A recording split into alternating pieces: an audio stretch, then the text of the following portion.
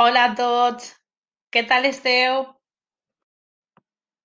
Avui anem a retallar i ordenar les paraules per a formar una frase. Recordeu començar a escriure la frase amb majúscula i acabar amb un punt. Una volta teniu la frase escrita, compteu les paraules i ja podeu retallar-les. Jo ja tinc la meva frase retallada, que té 5 paraules. Ara seria el moment de llegir-les una a una abans d'ordenar-les.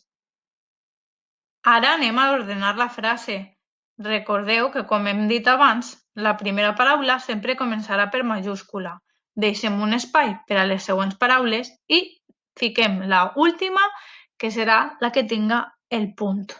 Després d'això, continua ordenant la frase. Jo ja la tinc. L'armari està ple de roba. Ara podeu fer una més difícil, si voleu. Una que tinga 2 majúscules. Recordar retallar les paraules. Com sempre, quan anem a ordenar una oració, primer agafarem les majúscules i les separarem i la paraula que tinga el puntet la ficarem al final. Ara ja pots anar provant. Ves llegint les paraules i mira a veure quina quadra i té més sentit. I quan ja la tingues ordenada, llegeix-la. La nina de Marta té el vestit blau. Molt bé!